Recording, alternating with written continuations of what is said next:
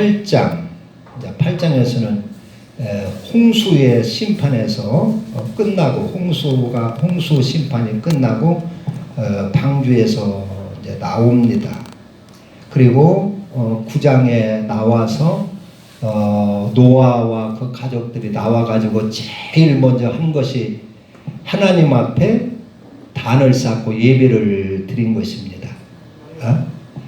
바쁜 방주에서 이렇게 1년이 넘도록 방주 생활을 하다가 나왔으니 얼마나 할 일이 많습니까? 우리가 해외여행이나 어디 여행을 며칠 갔다 와도 집에 오면 할 일이 많지요. 밀린 일도 많고 뭐 빨래도 밀리고 많이 있습니다.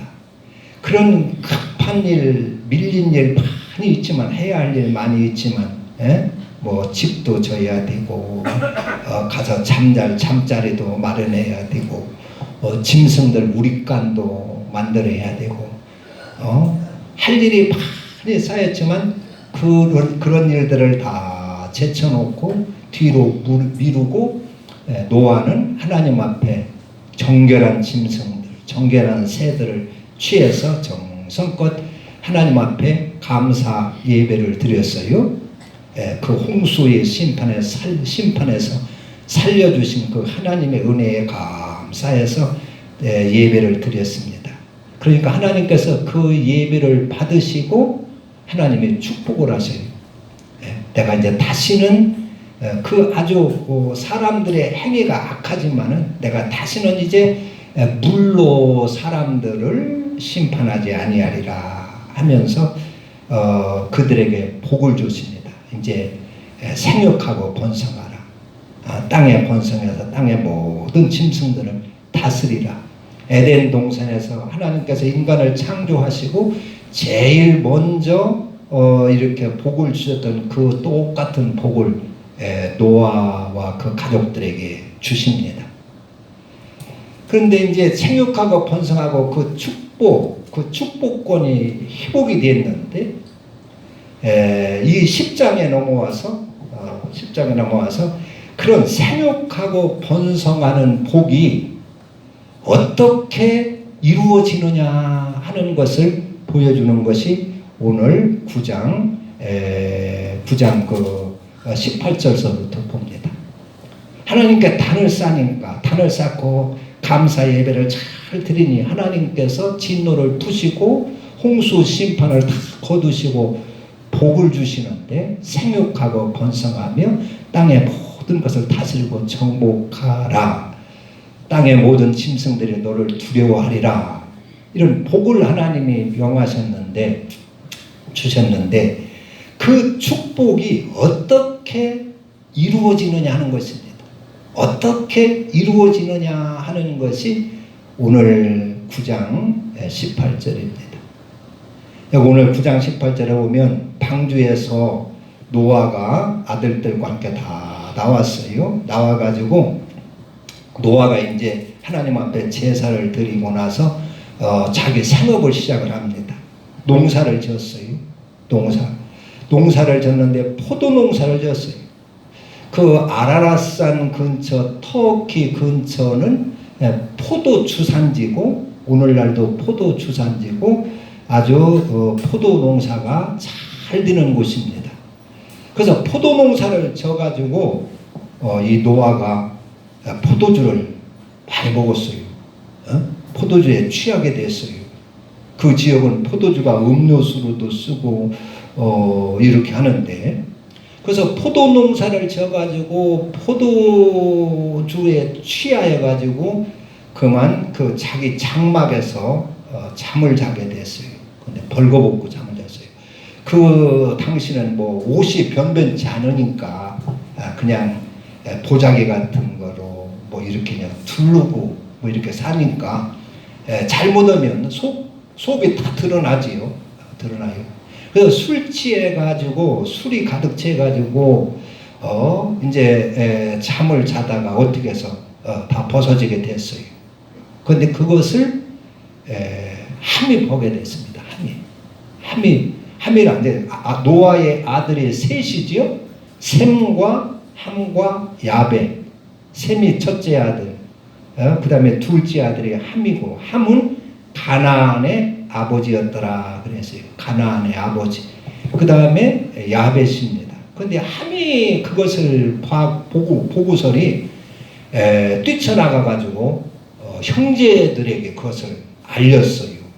나발을 불었다 그런 얘기입니다. 이게 이제 원어의 그의 의미는 막 떠벌리고 나발을 불었다 그러는 것입니다. 아버지가 지금 술 취해가지고 또망이 들었는지 지금 천막에서 다 지금 벌거벗고 지금 자고 있다고 막 떠벌린 거예요. 그러니까 그 소리를 첫째 아들과 셋째 아들이 듣고서리 그 겉옷을 겉옷 야벳이 그 옷을 가져다가 이제 23절에 보면 셈과 야벳이 옷을 가져다가 자기들의 어깨에 메고 뒷걸음질을 쳐서 들어가서 그들의 아버지의 하체를 덮었으며 그들이 얼굴을 돌이키고 그들의 아버지의 하체를 보지 아니하였더라. 그러니까 그 셈과 야벳은 그 소리를 듣고 아버지의 겉옷을 갖고 어깨에 메고 이렇게 뒷걸음질 쳐서 아버지의 부끄러운 하체를 보지 않고 덮어드렸어요. 나중에 그 노아가 술이 취한 후에 그것을 듣고서리 그 내용을 듣고 그 이야기를 듣고 이제 함은 자기 그 수치를 드러내서 막 떠벌린 그 함은 저주를 했어요. 둘째 아들은 뭐라고 저주했냐면 너는 형제의 종이 될지라. 25절 이에 이르되 가나안은 이제 함의 아들이에요. 이에 이르되 가나안은 저주를 받아 그의 형제의 종들의 종이 되기를 원하노라. 종들의 종이 되기를 원하노라. 그러니까 이 가나안은 이제 함의 아들인데 아들이 장성하면 그 아들 이름을 직접 부르지를 잘 않지요. 그 아들 손자 이름을 이렇게 부르고 그럽니다. 에비야 뭐 이렇게 하고 에미야 하고 그러지. 다 장성한 그 아들의 이름을 이렇게 함부로 잘 부르지를 않아요. 여기서 가나안은 저주를 받아 했는데 가나안은 말하자면 노아의 손자고 함의 아들입니다. 근데 함이 보고 떠벌렸는데 가나안을 저주를 했어요. 이것은 그 손자의 이름을 빌어서 아들을 저주했다고도 볼 수 있고 그 아들의 아들 손자 아들의 아들을 저주하는 것이 곧 또 아버지를 저주하는 것이다 하는 것이죠. 그러니까 자식이 잘 되면 부모보다도 나보다도 자식이 잘 되는 것이 더 좋은 것이고 나보다도 자식이 더 불행하면 부모가 마음이 아픈 거죠. 그래서 가나안은 종의 종이 되기를 원하노라. 종의 종이란 종도 귀한 사람은 귀해요. 종도 귀하게 쓰임받는 사람은 존귀합니다. 주인의 사랑받고 주인을 바로 옆에서 이렇게 시중 들고 오는 종들은 사랑받고 뭐 행복하게 살 수가 있어요. 그러나 여기 종들의 종이라고 하는 것은 아주 멸시천대받는 그 종의 종이라면 말할 수가 없는 것이죠. 그러니까 아주 천대받는 종을 말하는 것입니다. 종들의 종이 되기를 원하노라. 그래서 함은 이렇게 저주를 하고 셈과 야벳 아버지의 그 부끄러운 아버지의 그 실수를 아버지의 그 부끄러운 모습을 잘 덮어드린 셈과 야벳은 노아가 축복을 합니다. 그래서 26절 보면 또 이르되 셈의 하나님 여호와를 찬송하리로다. 가나안은 셈의 종이 되고 하나님이 야벳을 창대하게 하사 셈의 장막에 거하게 하시고 가나안은 그의 종이 되게 하시기를 원하노라. 그래서 이게 셈의 하나님 여호와를 찬송하리다. 셈은 하나님의 사랑, 하나님이 가장 사랑받는 하나님을 모시고 있는 하나님을 모시는 아들이 될 것이다. 그런 얘기요. 셈의 하나님 여호와를 찬송하리다 하는 것은 셈은 하나님을 모시는 이러한 그러니까 영적으로 보면 하나님을 잘 모시고 하나님을 섬기는 자가 가장 큰 복인 걸 알 수가 있어요. 그렇죠? 여기 26절에 보면 셈의 하나님, 셈은 뭐 부자가 될 것이다. 셈은 뭐 출세하라. 이런 것보다도 셈의 하나님 여호와다. 여호와다. 그러니까 셈은 하나님의 사람이다. 하나님의 사람이 될 것이다. 그런 얘기입니다. 그것이 영적으로 제일 큰 복이라 그런 얘기예요. 이게 아낌없는 복입니다. 하나님만 소유하고 하나님한테만 은혜를 받고 하면 뭐 다른 것이야 다 이루어지지 않습니까? 그러니까 셈을 하나님이 노아가 축복할 때 노아는 셈은 하나님의 사람이다. 하나님을 섬기는 사람이고 야벳은 그 다음에 야벳은 창대하게 하시기를 원하노라. 야벳은 훌륭한 사람이 되리라 그런 얘기입니다. 셈은 오늘날 동양인이고 이스라엘 민족입니다. 그 다음에 야벳은 백인들을 이렇게 가리켜요. 백인들. 백인들이 부유하지요. 그리고 이제 가나안은 흑인을 말합니다. 흑인이 우리 인간 인류에서 아주 그 부끄럽게 사는 자들이 됐죠. 노예하면 흑인을 이렇게 말해요. 그래서 이 노아의 이러한 그 저주 이것이 그 저주가 그대로 다 이루어진 것을 알 수가 있어요. 이 창세기가 이게 이제 언제 됐냐 하면은 이게 이제 BC 기원전 1500년 전에 기록된 책이고 그때 있었던 이런 사건입니다. 그래서 그렇게 축복을 그렇게 했어요. 그러니까 이것은 홍수가 끝난 후에 노아의 가정이 새 출발을 하는데 모든 악한 사람들이 다 죽고 하나님을 거역하는 사람들의 홍수 심판에 다 죽고 나서 다시 이렇게 새 출발을 할 때 하나님이 축복을 했어요. 이제 축복을 받고 번성하기 시작하는데 그 번성의 출발이 어떻게 이루어지는가를 보여주는 것입니다. 그것이 뭐요? 부모께 잘 효도하고 부모의 복을 이렇게 복빔을 받음으로 번성하는 것이 시작하는 것이다 하는 것을 보여줍니다. 인간의 번성의 그 복의 통로가 부모입니다. 제일 첫째 계명, 10계명 중에서도 가장 첫째 계명은 하나님께 대한 계명이요.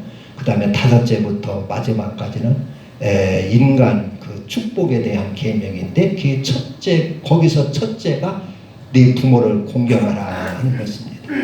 우리는 부모 공경하면 유교에서나 쓰는 것인 줄 아는데 유교는 모세보다 약 1000년 후의 사람입니다. 창세기 이렇게 창세기 10계명 네 부모를 공경하라 한 이 10계명이 하나님의 주어지는 것이 공자보다 한 1000년 전에 이렇게 10계명이 기록된 것입니다. 10계명을 하나님이 주신 것입니다. 그러니까 그런 공자가 부모를 뭐 공경하고 뭐 이렇게 하는 것도 그 창세기 이런 그 10계명에서 이런 가르침이 계속 이어왔던 것입니다. 이어왔던 것이요. 그렇기 때문에 다른 종교에서도 이런 윤리 도덕에 대한 그러한 것이 성경과 비슷한 것이 많이 있어요. 그래서 인간의 이러한 번영과 축복이 부모와의 관계, 부모와 좋은 관계를 맺고 부모로부터 이렇게 맥히지 않아야 된다 하는 것을 여기서 보여주는 것입니다. 보여주는 것. 우리 자녀들은 부모의 수치를, 부모의 부끄러운 것을 이게 밝히는 것은 자녀의 자세가 아니지요. 여기서 가만히 보면은 함이라고 하는 사람, 함이 평소에 어떻게 살았을까? 어떤 그 사람이었을까를 우리가 한번 추측을 해보면 뭐 단순히 이 사건 하나 때문에 함이 그 노아 아버지한테 저주를 받은 것이 아니라 평소에 부모 속을 많이 썩였던 사람 같아요. 그러니까 하면 그 옛날에 뭐 천막을 친 천막이니까 그냥 눈도 그냥 이렇게 자꾸 제끼면 뭐 천 비슷한 거가 쑥 들어가고 안에 다 보이고 그러지 않겠습니까? 오늘날로 뭐 초인종도 있고 뭐 현관도 있고 해서 문이 이렇게 있고 하지만은 옛날 천막 생활할 때는 그냥 거적대기 같은 거 하나 이렇게 들치면 속에 다 드러나는 것이요. 그러니까 그 함이라고 하는 사람은 조심성도 없이 그냥 부모 천막도 그냥 쑥쑥 들어가고 말이죠. 쑥쑥 들어가고 또 눈에 본 대로 막 조심성도 없이 그냥 막 남 생각하지도 않고 막 떠벌리고 말이요. 예? 이렇게 아주 그래서 그렇게 거칠게 조심성이 없이 그냥 감정대로 막 버릇없이 이렇게 산 사람인 것을 여기서 보게 됩니다.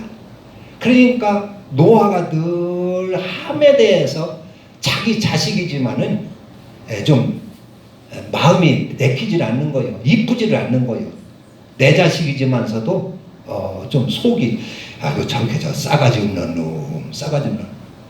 우리는 남 자식이 속 썩이는 것보다도 자기 자식이 그 속을 썩이면 더 괘씸해지지 않습니까? 더 괘씸한 생각이 들어가요. 괘씸한 생각이 싸가지 없는 내 새끼지만 싸가지 없는 속에서 막 그런 그 마음이 막 우러난다는 말이에요. 함은 그렇게 살았던 것 같아요.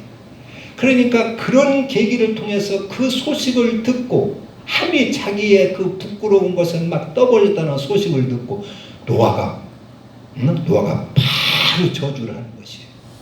평소에 이쁘게 살았다면 자식이 평소에 아버지한테 잘 효도하고 겸손하고 순종하고 잘했다면 이 한 사건 때문에 바로 저주할 수는 없는 것이죠. 평소에 그 함이 싸가지 없이 굴고 불효하고 부모님 속썩이고 그렇게 산 것을 알 수가 있어요. 조심성이 없고 매사에 조심성이 그 부모 그 다른 그러나 샘과 야벳을 보면은 상당히 조심성이 있죠. 그리고 아버지를 잘 존중하고 아버지를 귀히 여기고 노아가 어떤 분입니까? 알고 보면 대단한 분 아닙니까? 천하가 홍수 심판으로 다 죽을 때, 다 심판받아 죽을 때 자기 온 가족을 구원해내는 사람입니다. 온 방주를 하나님의 지으란 그 방주를 짓고 그 수많은 짐승들을 다 구원해내고 자기 온 가족을 구원해낸 이런 대단한 사람입니다. 당시에 의인이고 완전한 자라 그랬어요. 온 가족을 다 그 홍수에서 구원해낸 사람입니다. 이런 대단한 사람이고 훌륭한 사람이지만 그래도 또 이렇게 실수가 있어요. 홍수가 끝나고 농사를 짓고 포도주에 취해서 술에 취하면 사람이 이성을 잃어버려요. 술에 취해서 이렇게 자녀들한테 추태를 보이고 부끄러운 모습을 보이고 했는데 이것은 노아의 하나의 실수지요. 실수. 그러나 이 실수 이런 걸 통해서 어떤 자식은 큰 복을 받고 어떤 자식은 저주를 받는 것을 알 수가 있어요. 이런 때. 그래서 그러나 함과 야벳은 그 소식을 듣고 옷을 갖다 뒷걸음질 쳐서 다 덮어드리고 그리고 큰 이렇게 복을 받았어요. 우리 부모님들도 자녀들에게 이런 실수가 없고 이런 부끄러운 모습을 보이지 않도록 조심을 해야 되겠지요. 자녀들 방에 들어갈 때도 쑥쑥 들어가는 건 아니지요.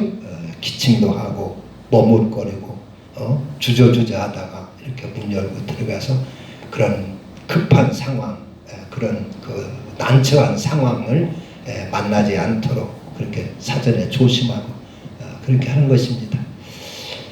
그 자녀들도 이제 자존심이 있으니까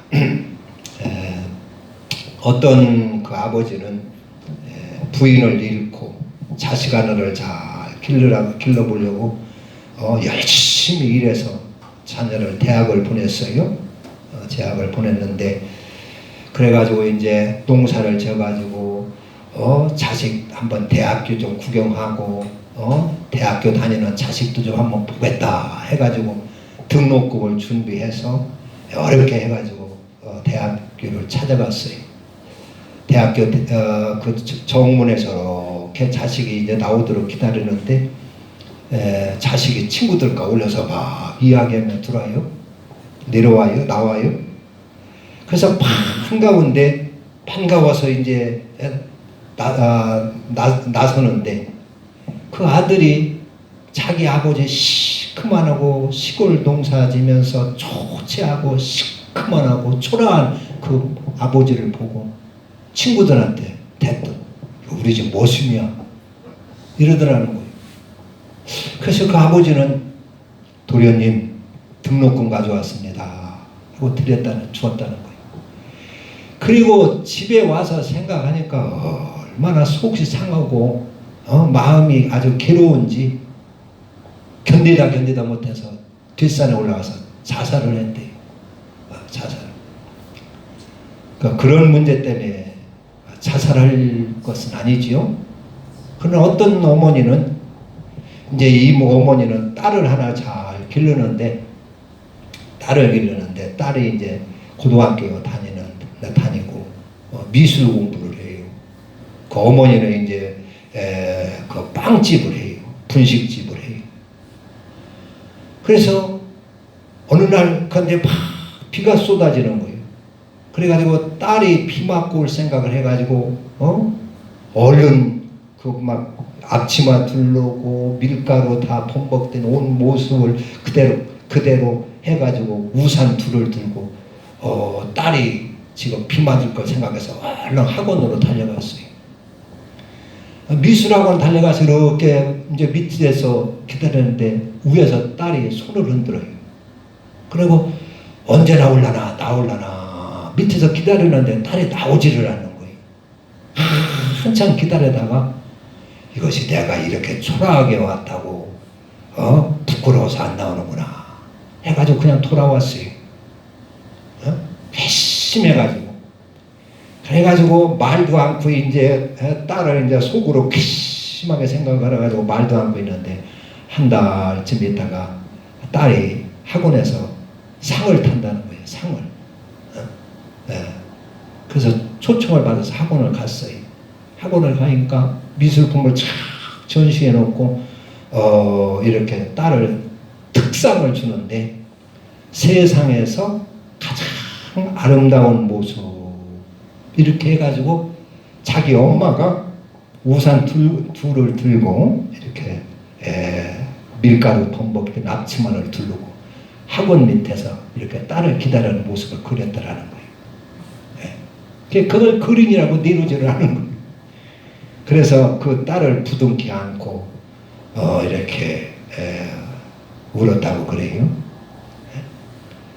그 한 아버지는 자기 아들이 그 체면 그래서 자기가 초라한 것을 보여줘서 자기 아들 그 체면을 젊은 사람의 자존심을 이렇게 상하게 했다고 해서 자살을 하고 이러고 한 어머니는 또 오히려 그것이 계기가 돼서 그 딸은 또 그 상을 받게 됐어요. 물론 부모님들도 우리가 자녀들 앞에 부끄러운 모습을 보이지 않도록 이렇게 조심을 해야 할 것입니다. 그래서 존경받도록 이렇게 살아야 될 것이고 자녀들은 부모 마음을 이렇게 아프게 해주지 않고 저건 내 자식이지만서도 이쁘다 복을 주고 싶다 축복해 주고 싶다 이런 마음을 품도록 그렇게 살아야 될 것입니다. 그래야 복이 오는 것이요. 하나님의 홍수 심판 끝나고 이제 인간을 막 번성시키게 해야 되는데 생육하고 번성케 해야 되는데 그 복의 출발이 어디서 나오느냐? 그건 부모로부터 이렇게 흘러오는 것을 보여줍니다. 부모와 맡기지 않고 부모께 잘 효도하고 부모의 마음이 더 흐뭇해서 저 녀석이 잘 돼야 될 텐데 저 녀석을 어떻게 축복해 주나 어떻게 도와주나 이런 마음을 품도록 그렇게 살아야 한다는 것입니다. 그렇게 하면서 인간을 생육하고 번성하는 복을 그렇게 시작을 하게 하셨어요. 그걸 잘 알으셔야 됩니다. 부모께 불효하고 부모께 속썩이고는 잘 될 수가 없다 하는 것입니다. 내가 부모께 불효하고 속을 썩이면서 이 땅에서 더 잘 되려고 하는 것은 이게 어리석은 짓이다 하는 것을 알 수가 있습니다. 어떤 노인 할아버지가 죽을 때가 돼서 아들들을 다 불러 모았어요. 자식들을. 그래서 자식들한테 종이 한 장씩을 이렇게 나눠주고 하는 얘기가 야 내가 너희들을 기르니라고 내가 좀 빚을 졌다. 빚을 한 5억쯤 지금 이렇게 빚이 남아있다. 너희들 내가 이제 죽을 때는 되고 내 힘으로는 이거 갚을 수가 없는데 너희들 좀 이 빚을 좀 너희들이 얼마씩 감당을 좀 해야면 좋겠다. 좀 감당할 수 있는 액수를 좀 써봐라. 그래서 종이를 나눠줬어요. 이게 자식들이 참 난처하는 거예요. 근데 제일 어렵게 사는 자식이 5천만 원을 쓰더라는 거예요. 5천만 원을 제가 부담하겠습니다. 그러니까 제일 어려운 자식, 어렵게 사는 자식이 그렇게 쓰니까 다른 형제들도 머문머문하면서 마지못해서 어떤 자식은 1,000만 원, 500만 원, 뭐 2천만 원 이렇게 썼어요. 그게 택도 없지요. 그 종이 야 이제 됐다. 너희들 다 돌아가거라. 다 돌려보내놓고 그 종이를 보고 이 아버지가 깊이 생각을 하는 것입니다. 그걸 보면은 다 거기에 부모께 대한 효도가 나타나는 것이죠. 마음이. 그래서 얼마 있다가 자식을 또 불렀어요. 다 불러가지고 야 내가 이제 곧 죽을 텐데 내 재산이 얼마 되지는 않지만 내가 너희들에게 다 나눠주고 가야 되겠다. 그러면서 야 내가 재산을 어떻게 나눠줄까 내가 고민을 하다가 너희들이 지난번에 쓴 그 액수의 10배로 나눠주기로 내가 마음 먹었다. 10배. 그래가지고 그 10배씩을 재산을 나눠주더라는 거예요. 10배씩. 여러분들은 자녀들한테 재산을 어떻게 나눠줄지 모르지만 그거를 가지고 그 부모께 대한 효행을 가지고 이렇게 재산을 나눠주더라고요. 그러니까 뭐 무슨 할 말이 있습니까? 어떻건 우리가 이 땅에서 잘 되는 그 약속은 부모께 효도하는 그 계명 속에 있다 그랬어요. 야고보 6장 그 에베소 6장에 네 부모를 공경하라. 이는 약속 있는 첫 계명이다 그랬어요. 약속이 거기에는 분명히 약속이 있다 그런 얘기입니다. 약속이 있는 첫 계명이니 이는 네가 땅에서 잘 되고 땅에서 생육하고 번성한다 그런 얘기예요. 땅에서 잘 되고 네가 장수하리라 그랬습니다. 노아 홍수가 끝난 다음에 생육하고 번성하는 이 복을 이런 그 약속을 여기서 셈과 야벳은 받아서 생육하고 번성하고 함은 그러한 약속에 오히려 저주를 받는 것을 이렇게 보게 됩니다. 기도합니다. 하나님 아버지